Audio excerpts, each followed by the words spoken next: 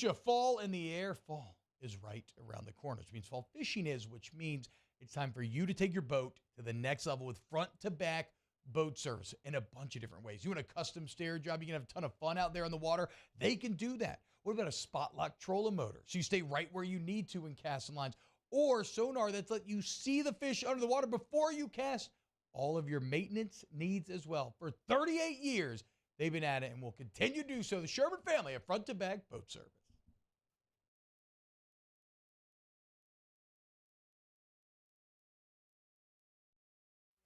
This is SportsCenter. I'm Christine Lisi. Grizzly superstar John Morant will be permitted to practice and travel with the team while serving his 25-game suspension to start the season for conduct detrimental to the NBA. He was suspended for posing with a handgun in a live stream video May 13th, less than 2 months after an 8-game suspension for displaying a handgun in a separate live stream video. One big name absent from 76ers Media Day today, James Harden. GM Daryl Morey said Harden still wants to be traded. They're working with his reps to resolve that in the best way possible for everyone. What's next for Philly and Harden? ESPN NBA reporter Tim Bontemps. Trying to coax him back into the fold, and that's really been the message, not only today, but really for the past few weeks from the Sixers. They want James Harden to be part of their team. They don't want to trade him, and the message from the Sixers is very clear. We are better with James Harden. We want him on the court, and we want to be back with the team. The question now, though, is when will James Harden show up? And as of right now, there's no clear answer when that will be. NFL Bears coach Matt Eberflus says receiver Chase Claypool will remain away from the team, won't play Thursday night against Washington after being a healthy Week 4 scratch. Hey, it's Michelle Smallman, and coming up Tuesday, the MLB playoffs are here, and I'm going to tell you all the storylines you should be paying attention to. It's Unsportsmanlike, 6 a.m. Eastern, right here on ESPN Radio, ESPN2, and ESPNU.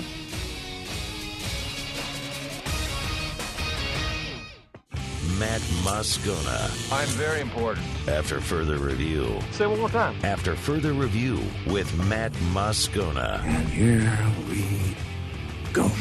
Live from the Mercedes-Benz of Baton Rouge Studios. That's right.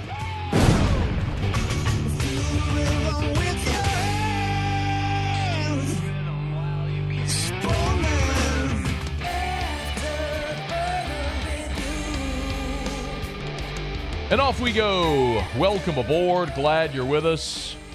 It's AFR presented by Relief Windows. I'm Matt. Love you, Matt. Paul O'Neill. They're chanting Paul O'Neill's name. You so.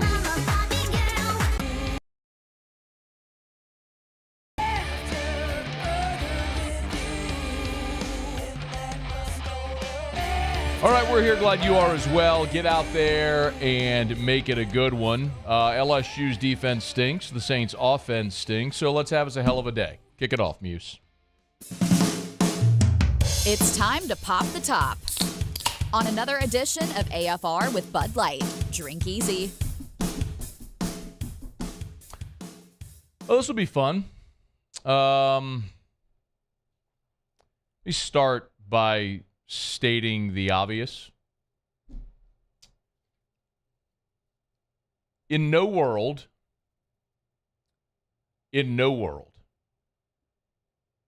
should LSU score 49 points, put up 637 yards of offense, and lose. I never thought, and I don't do absolutes, y'all. You know that. I don't like to live in absolutes because that always tends to bite you in the bottom.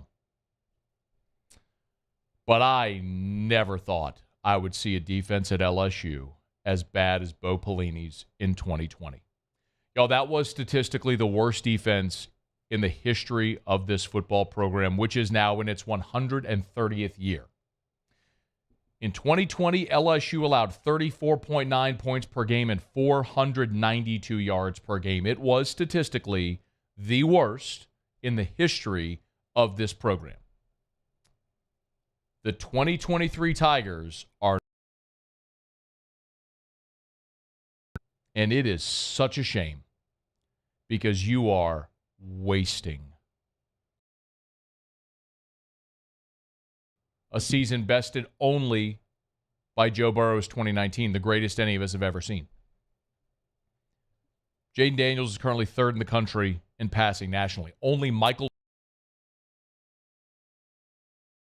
who leads the SEC in total offense, in passing offense. They're second in scoring offense by 3 points. Ole Miss is 3 points ahead of LSU, and they had a 70-burger against Mercer. What happened on Saturday night in Oxford was everybody's going to ask if Matt Howe should be fired. I don't know how. You cannot field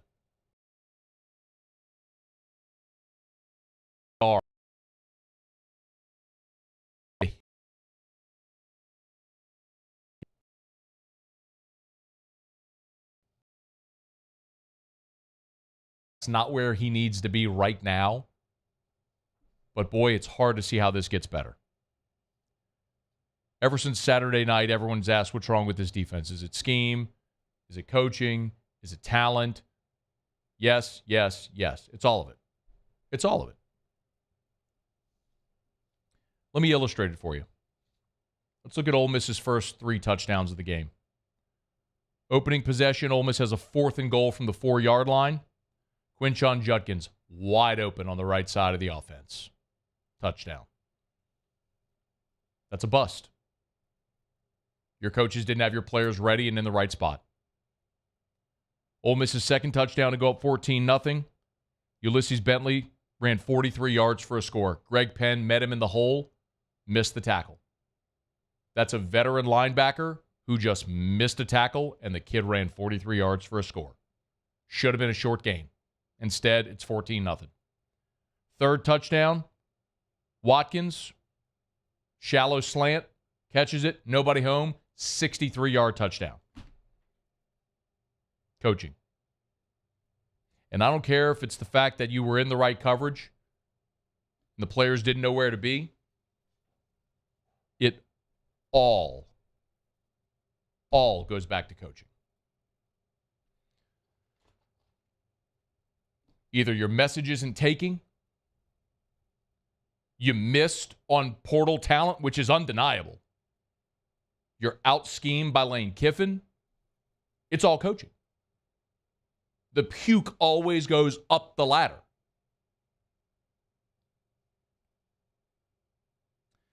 Brian Kelly met with reporters on Monday, and there was a pretty consistent theme to what he said. Brian Kelly met with reporters on Monday. There was a pretty consistent theme to what he said. He, time and again, pointed out to youth and inexperience on the defensive side of the ball.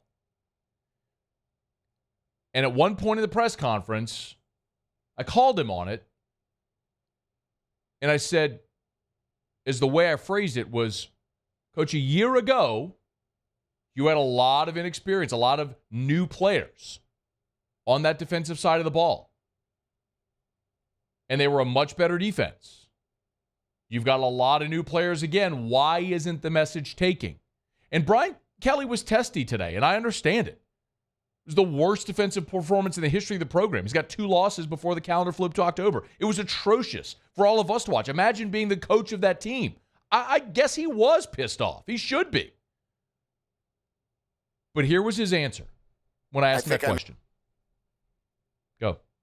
Made it clear that the different players that we're talking about are younger players that are playing, very prominent roles. You had a Micah Baskerville, for example, instead of a Whit Weeks, who's a young player versus a veteran player. You're playing, a freshman corner versus a fifth-year corner. So there's a lot of freshmen that are in that, and because of that, there's a lot more inexperience. Fallacy. Factually inaccurate. You want experience? Here you go. Zy Alexander, 36 career games played. Andre Sam, 50 career games played.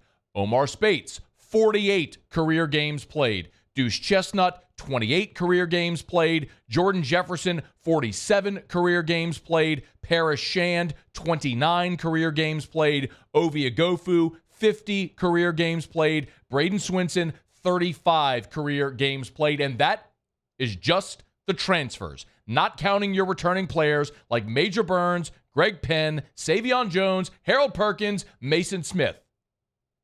The inexperienced line is a bunch of crap. I can certainly understand a coach not wanting to throw his players under the bus. But Brian Kelly is half pregnant on that argument because he's throwing his players under the bus for the wrong reason. Well, it's just inexperience. No, it ain't. Your players aren't good.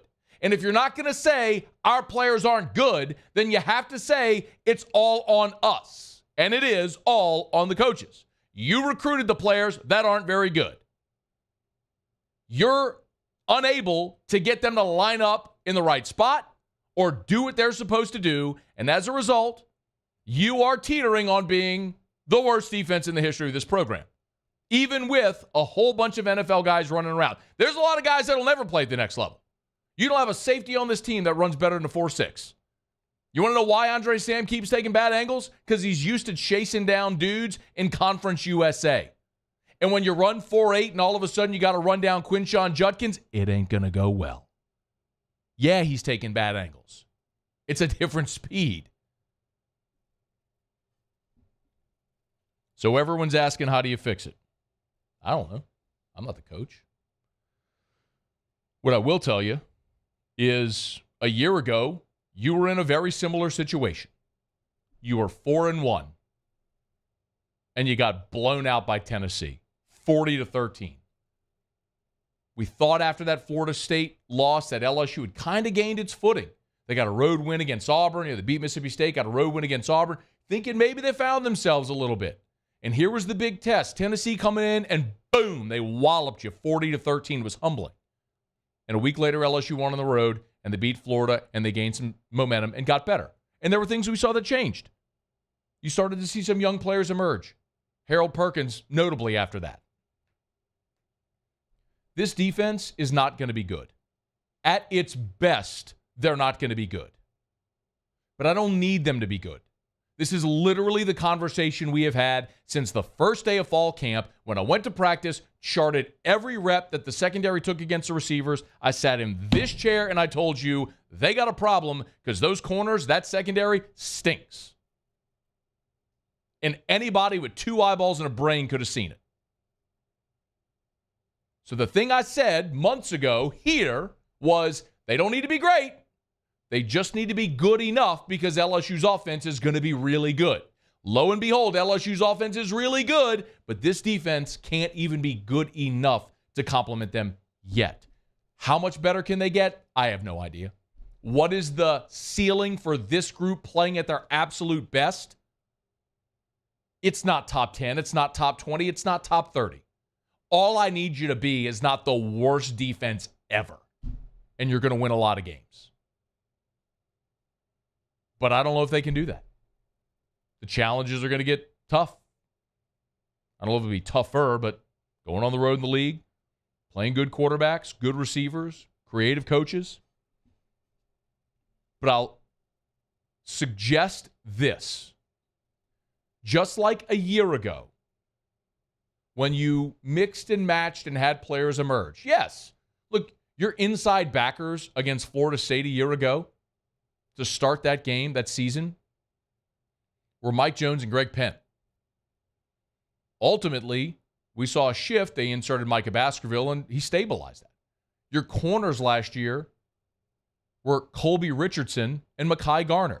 Jark Bernard-Converse stabilized that group a year ago. As the season went along, we saw Harold Perkins emerge. So there's going to be some guys that as this season goes along, play more and get better. But the reality is the transfers you brought in aren't going to get better. They are what they are. They're old players that aren't gifted enough to win at this level. You need Whit Weeks to be a dude, which he is showing and will continue to show. You need Ashton Stamps, LaTerrence Welch, Ryan Yates, dudes that were recruited out of high school that physically were good enough to play at LSU to mature enough to be good enough to complement this offense. That's what you need. I'm looking at those guys. Weeks, Stamps, Welch, Yates. Give me much more of them because I've seen the ceiling for the other guys, and it's low. These guys might make mistakes, but athletically they're gifted enough to make some plays. They're going to make mistakes, but you're making them anyway. Who's got the higher ceiling? The young guys. Put them on the field. That right now is your only option of reaching whatever potential this defense might be able to reach. Because as much as Brian Kelly wants to tell you that it's all about inexperience, he's lying. And he knows it. But I understand trying to protect your players. But I just rattled off almost double-digit, 10 players, 10 transfer players that have all, the fewest of which is Deuce Chestnut, who's played 28 games. 50, 50, 48, 36, 35, 47, 29, 28 games played.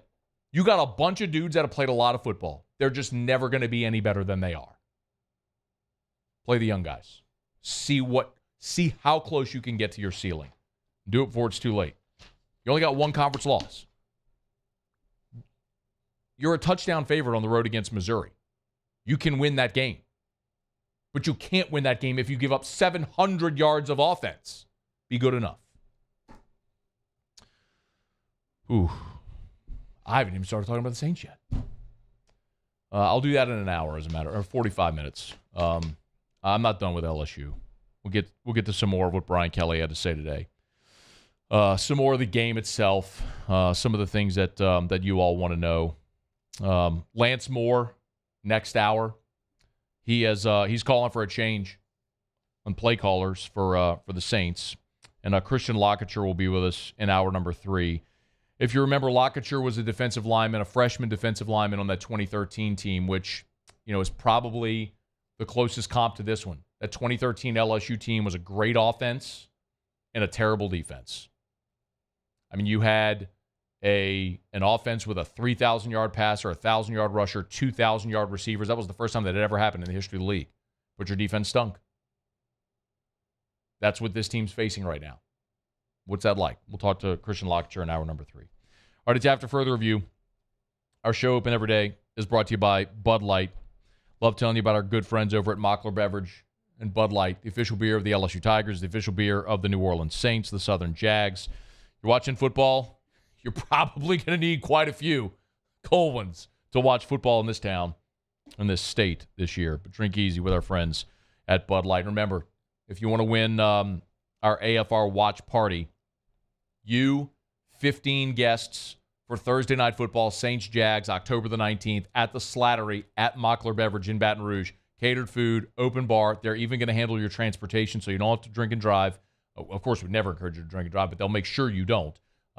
It's free to enter.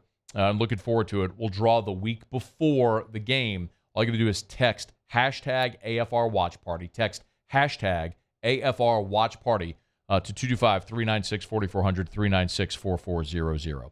Let me knock out a quick break, y'all. We'll come back. We'll continue talking about LSU's loss. Get a lot of your interaction today, so feel free to join me. It's AFR.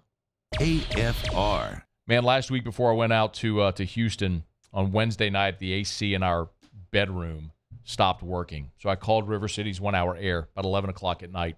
Got a real live human being. Got me on the schedule. And I got a call back at 5:45 a.m. 5:45 a.m. Hey, we have a technician that can come to your house at 8. Send them. Bobby came by, got our AC running again, but he gave us the bad news, which is that this AC is on its last leg. And so he went through all the options we're going to have for replacing that AC, which is going to happen as soon as this one craps out, which could be any day now. But the great thing about River City's 1 hour air, I tell you all the time, they're always on time or you don't pay a dime. They're going to go over your options, your good, better, and best options. They're never going to pressure you into making a decision, but they are going to take the time to explain all of your options to you. It's River City's 1 hour air. Look for the big yellow vans and trucks with the giant clock on the side. 752-0001, where they're always on time or you don't pay a dime. Bayou Chrysler Dodge Jeep Ram has $12,000 off MSRP or 2.9% for 72 months on all new 23 Ram 1500 trucks in stock. All with Bayou's 1 million mile warranty. The crew at Bayou Automotive is going to do right by you.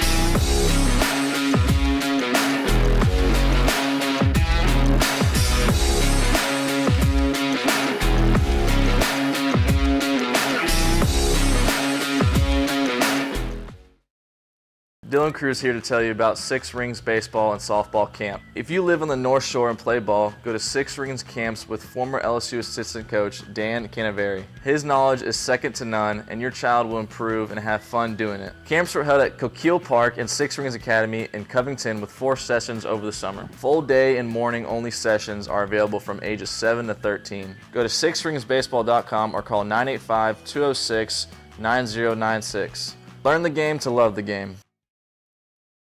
Running Boards Marketing can help you get their attention. Imagine your brand's message on a giant LED billboard truck that can't be skipped and is nearly impossible to ignore. Running Boards Marketing is the leader in effective and affordable advertising on digital mobile billboards, which are 2 times more effective than traditional billboards. With a 97% recall rate, you'll leave a lasting impression with your customers.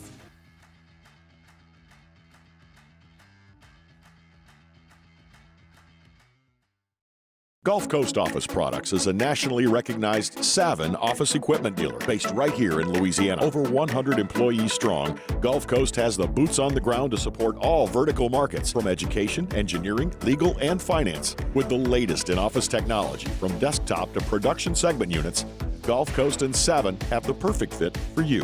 Call 225-756-2644. That's 756-2644 for Gulf Coast Office Products. I've been doing business with Luba for 25 years. They're dependable, trustworthy. It's just the attention to detail with our clients. Our folks have years and years of experience. They're highly trained professionals, but many companies have that asset. What I'd like to think makes Luba a bit different is that we use those talents in a way that truly is dedicated to serving the needs of the folks who depend on us.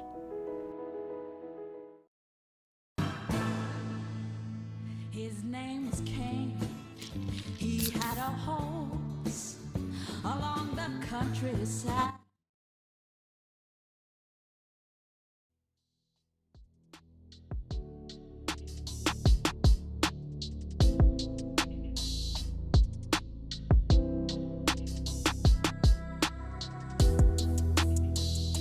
After further review with Matt Moscona, presented by Relief Windows. Windows, doors, siding. Call 288-8138 or visit reliefwindows.com. 2 receivers left, 2 to the right. 3-man rush. Daniels with trouble. Daniels gets away from pressure. Now comes set, looks downfield, tosses towards the end zone. Jump ball, incomplete, and Ole Miss holds on to win 55-49. If you like a lot of points, I guess you like the game. I didn't like it particularly. It's not the way I like to play football, but hats off to Ole Miss. They made a couple plays at the end that they needed to and deserved to win. Brian Kelly after LSU falls 55-49 in Oxford on Saturday. Just to kind of clear the deck a little bit, of course, you're now a 2-loss team. Playoff aspirations are on life support. I mean, it sounds silly to say it. I'm just sort of clearing the deck to state all the obvious things. We've never had a 2-loss team make the college football playoff in this era.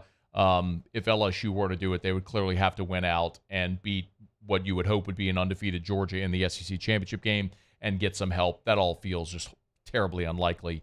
And I don't even know that should be the center focus for LSU right now. It's how do you get your defense to be competent this weekend on the road against Missouri so you can find a way to win a game where you're a favorite, unlike this past weekend, which, we often say winning masks deficiencies, and had Chris Hilton come up with that ball in the end zone, or had you managed to get run that 5-minute offense at the end of the game and finish the game, it would have masked your defensive deficiencies.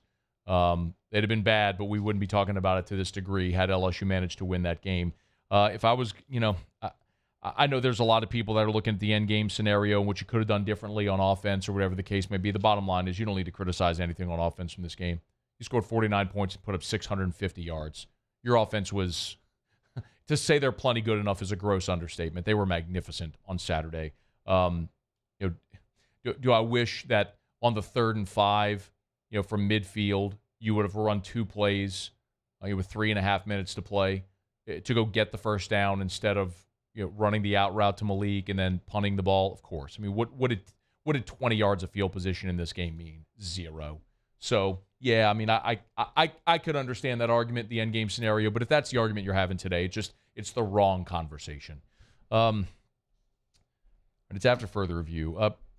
We got so much to get to here. I do want to talk about the addition of Pete Jenkins, which we'll get to in the next hour and what that may mean. But I'm gonna riff a little bit here because there's something I thought a lot about how it got to this point with LSU's roster, and I'm going to do that in a second. Let me just remind you about South Point Volkswagen. Airline just north of Highland or southpointvw.com. New and certified pre-owned in Baton Rouge and online at southpointvw.com. That's southpointvw.com. Tell you all the time, they are Louisiana's largest volume Volkswagen dealer. So if you're in the market for a new vehicle and you've never thought of a Volkswagen, put it on your list. The Fall Fest is on right now over at South Point Volkswagen. I love telling you about the new EV, the ID4, which is the all-electric SUV for everyone.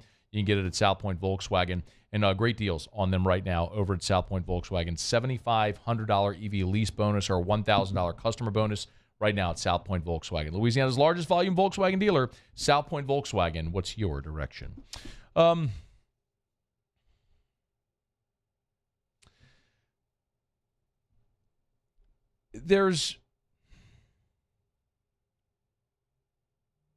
know a lot of people are having the conversation today about the roster with respect to the transfer portal. In the last 2 years, LSU has had to dip into the transfer portal, really out of necessity. We know the roster situation when Ed Ogeron was fired, and we all know the number, right? The 39 scholarship players in that bowl game and all that stuff. So you really had to go into the transfer portal. As a matter of fact, like Brian Kelly, at the end of his press conference today, was kind of asked about this, about the turnaround time, and he actually interrupted the gentleman asking the question. Forgive me, I'm not sure who it was asking the question, but Brian Kelly interrupted the question. Can you play that one, Muse? Here's what Brian Kelly said. I don't have time. Do I look like I've got time? I didn't come down here because I got time. I came down here to be successful with the LSU football program. So, no, we don't have time. That's why we did what we did in the transfer portal, or I would have took all freshmen last year. So there is some management of this, but we'll get them better. We'll get these guys playing better. They want to play better. They've got pride. These guys will respond. They'll bounce back. We lost, I think, 40-something to 14 to Tennessee, and I think they were ready to burn the city down. That's fine. And I'll come back to that later. But the point is, Brian Kelly's telling you he doesn't have time for a long rebuild. And so you have to use the transfer portal. You have to. And I think we're all accustomed to and accepting that. But there's still this idea and this belief, I know from some, because I've heard it, where some of you have said, well, look at what going through the portal has gotten you. It's gotten you this instability, and if you miss and you need to build through the high school ranks. I think the way Brian Kelly is building his roster is right. You want to build through the high school ranks, but you have to supplement your roster through the portal. Here's the reality of what we are seeing in college football right now. There are programs that are historically relevant, that have fallen on hard times, and you have boosters that are eager and desperate to win. So they are investing right now in the portal. A&M did it wrong, y'all.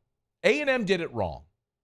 A&M took a pile of money and threw it at a bunch of high school kids and signed the best class ever, the highest rated class in the history of recruiting rankings. And so everybody a year ago had this expectation that A&M was going to be great, but the problem was they were all freshmen. Not all of them were ready to play right away. And half of them left after one season. It was a way, you might as well just take a big pile of money in the middle of your room and set it on fire. That's what A&M did a year ago. It wasn't spending money on recruits through NIL ain't in the problem. The problem is they spend it on high school. Where you have to allocate your resources is in the portal. To the best players in the portal. Week 1, LSU lost to Florida State. Keon Coleman was the best player on the field. Braden Fisk in the middle of that defense was a disruptive force. Fentrell Cypress was a starter at cornerback for Florida State. And if he played at LSU, he'd look like an All-American right now next to the guys LSU's got. If LSU had those three guys, how different does that game go? Week 1. How different does the team look right now? Dramatically. But you missed on it because Florida State paid them more. And don't get me side. Don't come at me with, if you're a Florida State apologist, oh, you're just sour because, no, we all understand the game. argue semantics you want, however you want to phrase it. We all know what NIL is, okay? You have boosters, collectives that are paying players to play football at their school. Phrase it, accounting, label it, however you want. I don't care. We all understand the concept, okay? And I was told the numbers. And Florida State put a 3X on the number LSU offered for those 3 kids. They paid more and got better players through the portal.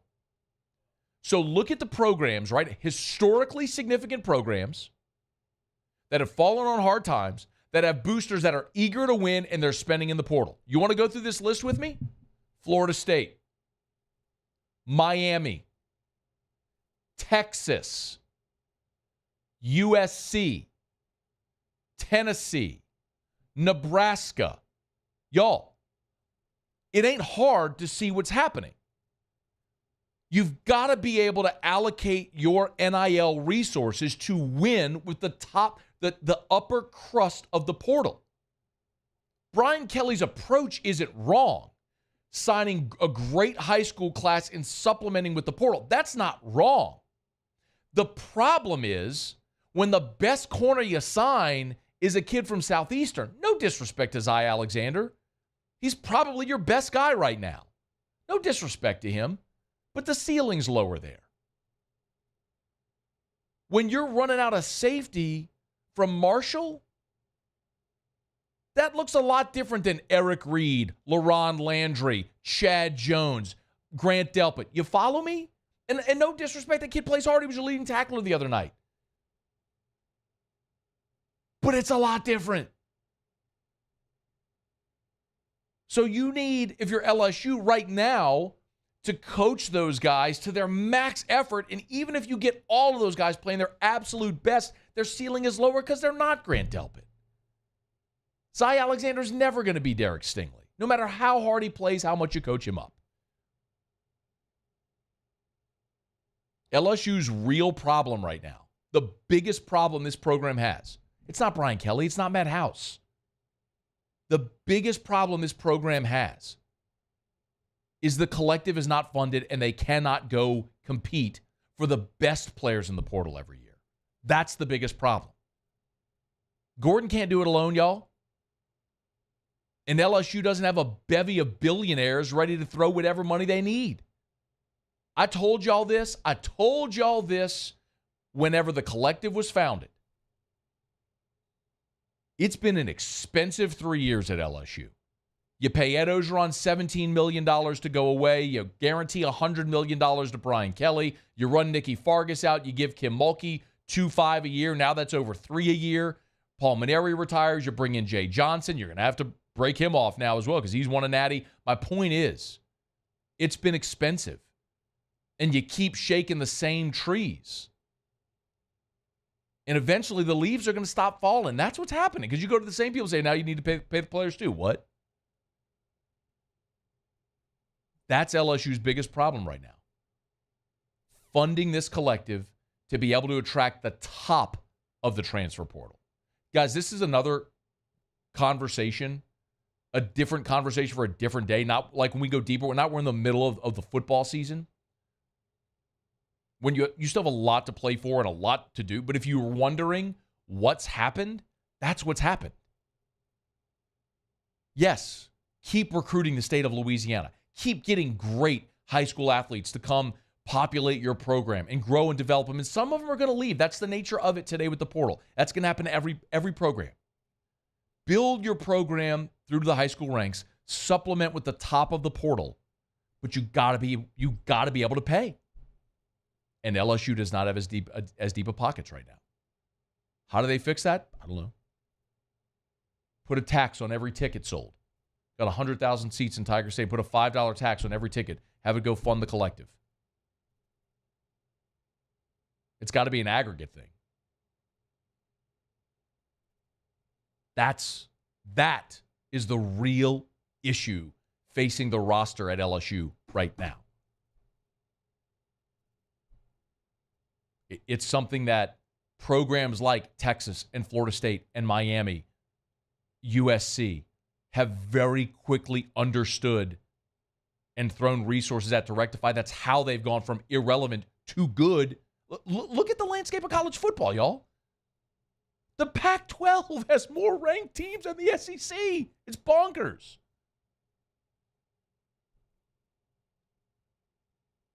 That's the challenge facing LSU right now. The real challenge facing LSU right now. I told you I just wanted to riff on that for a minute. I understand there's way, way bigger issues like right now in the immediacy, and we'll talk about all of them today. Let me knock out a break. I'm going to bypass around the SEC. I don't think you care if there's an Arkansas offensive lineman that's hurt. So we'll come back. Let's hear a little more from Brian Kelly. We are going to get into my thoughts on the Saints. I just wanted to do LSU hour 1. We'll do a ton of Saints in hour 2. We'll mix and match in hour 3. It's just all football, and I get it. It ain't a great Monday, but we're going to talk about all of it. So just buckle up. Stay with us. If you're on demand, thank you. We appreciate you for being there. If you're live with us, of course, we appreciate you as well. Stay here. It's AFR. AFR. Brought to you by ProCharge EV, ProChargeEV.com. Every time you get in your car, pay attention. Whether you're on I-10, you're on Airline Highway, wherever you may be driving around town, you're going to see electric vehicles everywhere. The manufacturers are continuing to ramp up production of electric vehicles because the demand is there. Actually, there's so much demand, the manufacturers can't even meet it yet. I have a relative that ordered an electric, an EV, an SUV, an electric SUV. They're on a 6-month waiting list for it. So the bottom line is you're going to see more and more EVs. If you own a commercial building, you got to have EV chargers. I was driving through LSU's campus today. EV chargers in that parking lot right there next to Tiger Stadium. They're everywhere. Because the bottom line is people are going to have to charge their EVs. ProCharge can help you. ProChargeEV.com. Go to the website. They're based in Baton Rouge. ProChargeEV.com. Electric vehicle chargers for your home or your commercial building. Learn more. Let them help. ProChargeEV.com.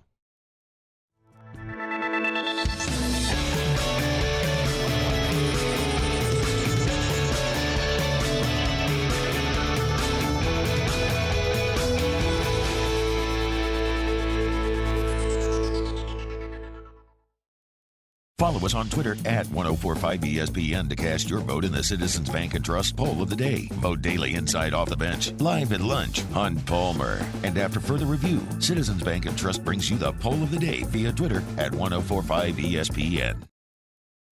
The Windsor Senior Living Community in Mandeville, Louisiana is a beautiful, vibrant apartment community geared towards seniors. They are nestled right in the heart of Mandeville, where seniors live a more carefree lifestyle in spacious apartments with the peace of mind that comes from having a little extra help. Call the Windsor at 985-624-8040 to schedule a lunch and tour. Come see how the Windsor can be your passport to peace of mind. Scooncha, fall in the air. Fall is right around the corner, which means fall fishing is, which means it's time for you to take your boat to the next level with front-to-back boat service in a bunch of different ways. You want a custom stair job, you can have a ton of fun out there on the water. They can do that. What about a spot lock trolling motor? So you stay right where you need to in casting lines. Or sonar that's let you see the fish under the water before you cast. All of your maintenance needs as well. For 38 years, they've been at it and will continue to do so. The Sherman family of front-to-back boat service. Dylan Cruz here to tell you about Six Rings Baseball and Softball Camp. If you live on the North Shore and play ball, go to Six Rings Camps with former LSU assistant coach Dan Canaveri. His knowledge is second to none, and your child will improve and have fun doing it. Camps were held at Coquille Park and Six Rings Academy in Covington with 4 sessions over the summer. Full day and morning only sessions are available from ages 7 to 13. Go to sixringsbaseball.com or call 985-206-9096. Learn the game to love the game. Running Boards Marketing can help you get their attention. Imagine your brand's message on a giant LED billboard truck that can't be skipped and is nearly impossible to ignore. Running Boards Marketing is the leader in effective and affordable advertising on digital mobile billboards, which are 2 times more effective than traditional billboards. With a 97% recall rate, you'll leave a lasting impression with your customers.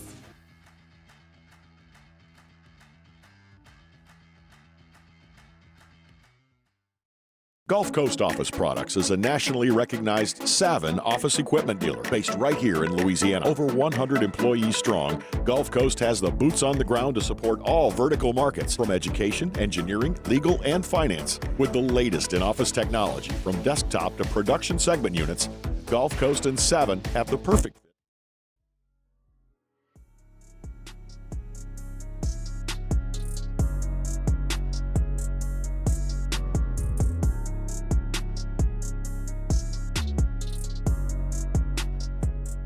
after further review with Matt Moscona. Presented by Relief Windows. Windows, doors, siding. Call 288-8138 or visit reliefwindows.com. The blame does not lie at the feet of one person.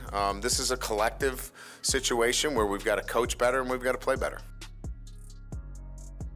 Brian Kelly on Monday tried to make sense of all of it.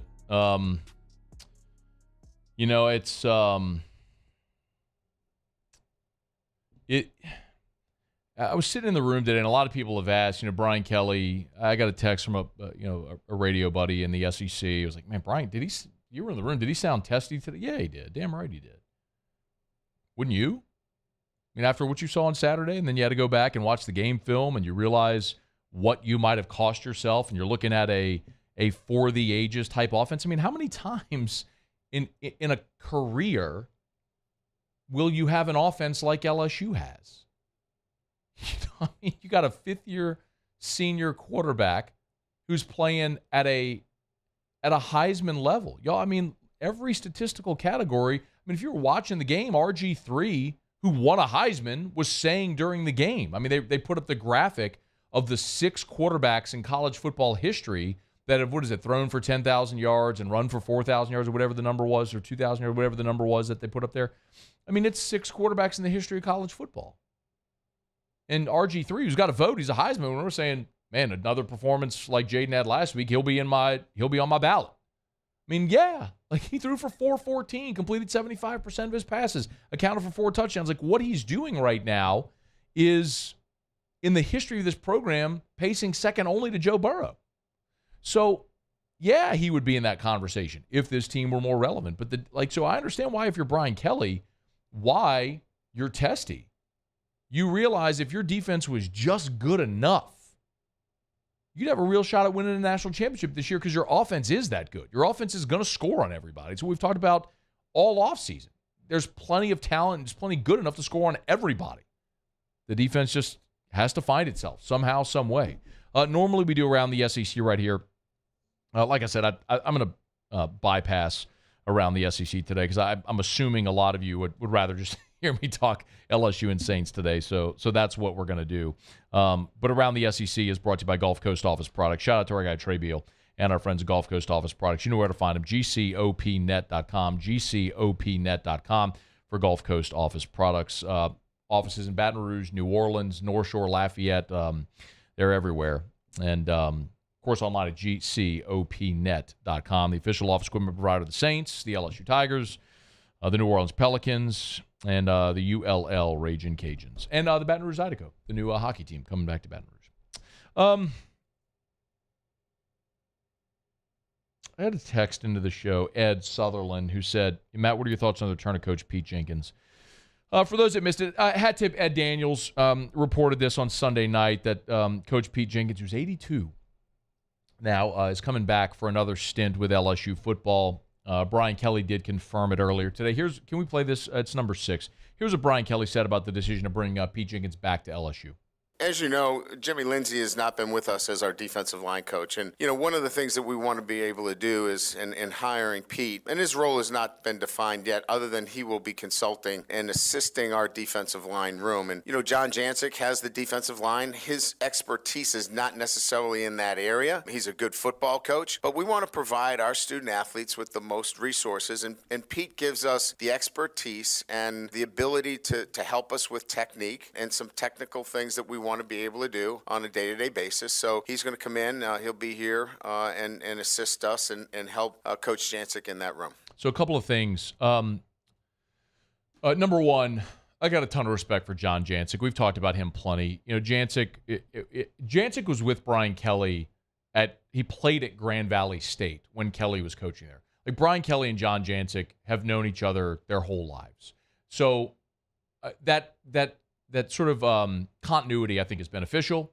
And John Jancic, I don't worry about it all, man. This guy has been a defensive coordinator at Grand Valley. He's been a defensive coordinator at Georgia, at Cincinnati, at Tennessee, at Colorado State. He's been he's done more in his coaching career than most ever have or will. I don't worry about John Jancic at all. I think it's very self-aware, though, to look and say, here's a guy in Pete Jenkins who loves LSU, who's arguably the greatest defensive line coach in the history of the game. He's roundly recognized as that. And if you can bring him in, and by the way, Coach Pete, every offseason has several schools that he goes and consults with. It's LSU, it's Alabama, it's Georgia, Oklahoma. I have the list because Coach Pete and I texted about it. And Coach Pete came on with us a few months back, if you remember, and we talked a little bit about this because I'm trying to see if he sent me his list of where he here you go.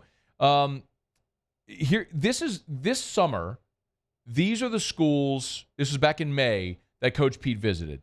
LSU, Oregon, Kentucky, South Carolina, Georgia, Alabama, Auburn.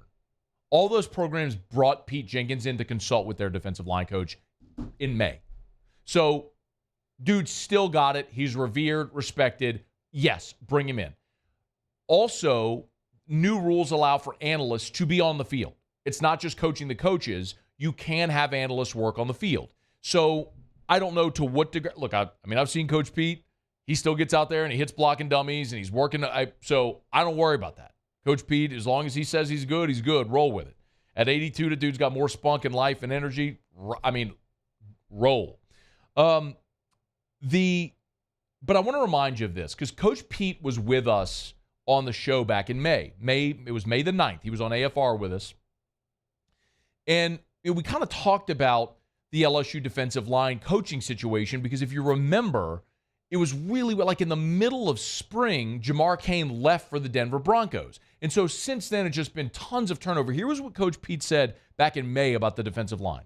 He and Gerald were there. I spent 5 days, 10 hours a day, working my tail off to teach him, Jamar.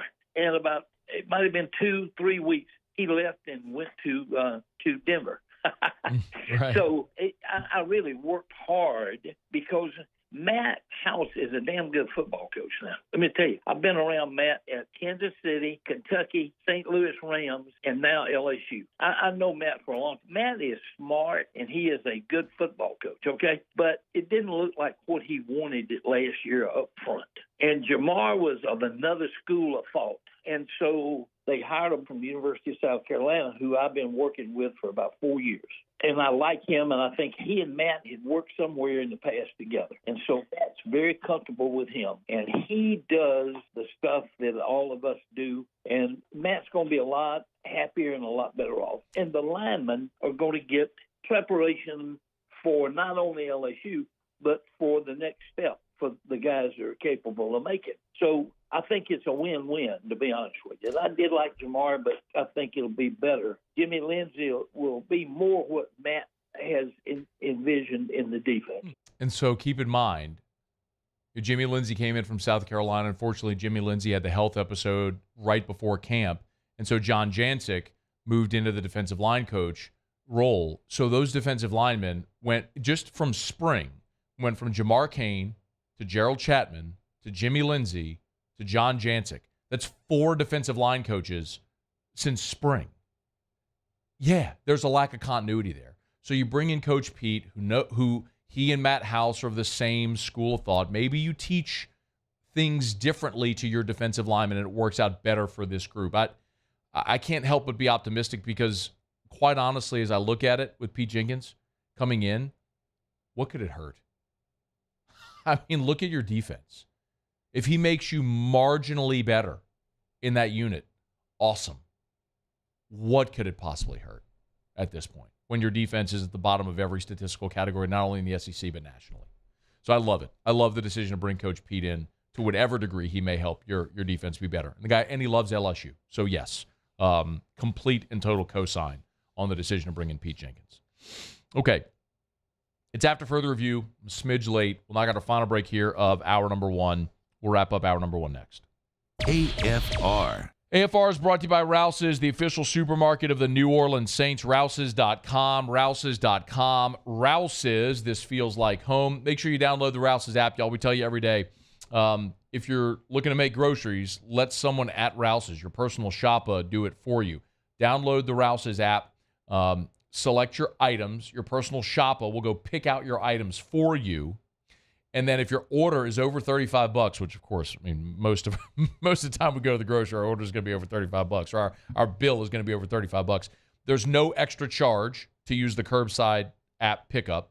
And then if your order is $100 or more, use the code SAINTS20, that's SAINTS20, and they'll knock $20 off of your bill. It's at Rouse's. Of course, I always encourage as well, make sure you look for those Rouse's branded products. Look for the Rouse's R. Their commitment to local and sourcing ingredients locally is admirable and awesome. It's Rouse's. This feels like home.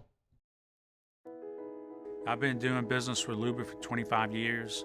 They're dependable, trustworthy. It's just the attention to detail with our clients. Our folks have years and years of experience.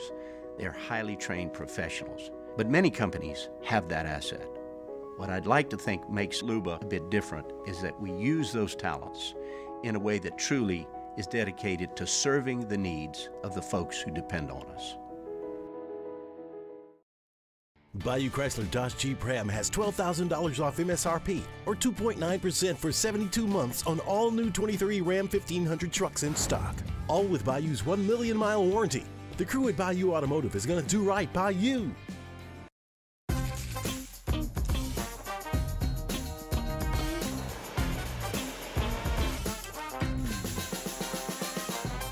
The best kept secret in town is out. Discover Tallulah at the Renaissance Hotel on Bluebonnet.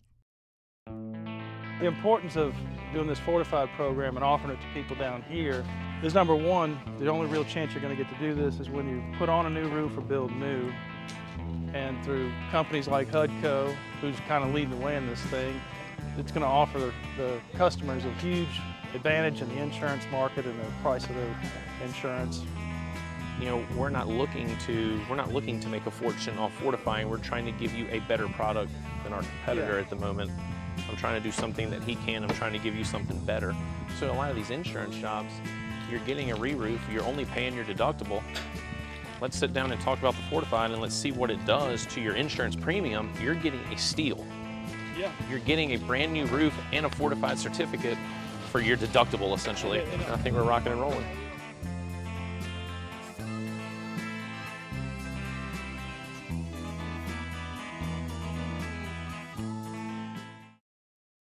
Scooncha, fall in the air. Fall is right around the corner, which means fall fishing is, which means it's time for you to take your boat to the next level with front-to-back boat service in a bunch of different ways. You want a custom stair job, you can have a ton of fun out there on the water. They can do that. What about a spot lock trolling motor? So you stay right where you need to in casting lines.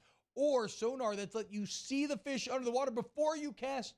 All of your maintenance needs as well. For 38 years, they've been at it and will continue to do so. The Sherman family of front-to-back boat service. Dylan Cruz here to tell you about Six Rings Baseball and Softball Camp. If you live on the North Shore and play ball, go to Six Rings Camps with former LSU assistant coach Dan Canaveri. His knowledge is second to none, and your child will improve and have fun doing it. Camps were held at Coquille Park and Six Rings Academy in Covington with 4 sessions over the summer. Full day and morning only sessions are available from ages 7 to 13. Go to sixringsbaseball.com or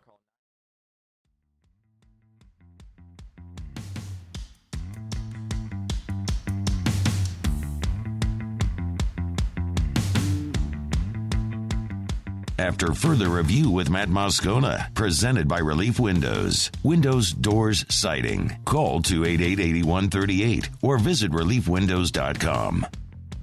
We're wrapping up hour number 1. I'll get to the Saints coming up right after Sports Center.